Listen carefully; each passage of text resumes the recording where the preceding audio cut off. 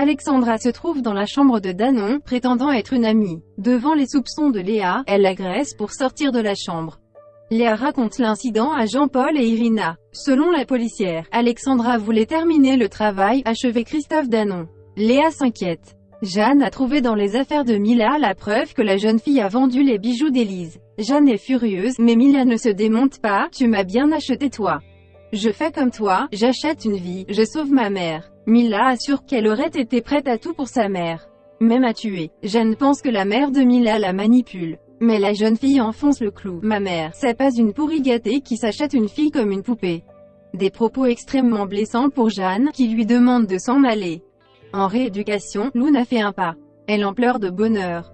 Selon Anémone, le départ de Mila est un mal pour un bien, et trouve que la jeune fille considérait Jeanne comme une tirelire. Elle insiste pour que Jeanne porte plainte, mais celle-ci refuse. Cependant, elle ne veut plus jamais voir ni entendre parler de Mila. Son sac sur le dos, Antoine était en train de laisser un mot à Clément lorsque celui-ci rentre. Il lui annonce qu'il s'installe chez Théo et Coralie. Plus tard, Clément se confie à Coralie sur son sentiment d'échec. Elle tente de le rassurer et lui prend la main, mais il se lève et part, assurant que c'était une mauvaise idée. Luna est heureuse de raconter ses exploits à sa mère au Mistral. Elle lui avoue alors qu'elle a fourni tant d'efforts pour s'adapter à son handicap qu'elle angoisse de devoir changer de nouveau.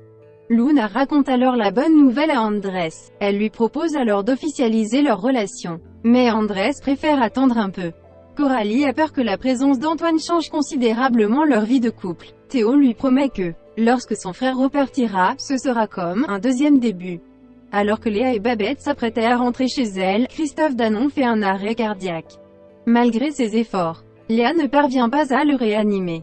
Tandis qu'Alexandra prépare le dîner, Baptiste reçoit une alerte sur son téléphone. Il s'agit d'un avis de recherche concernant son ami.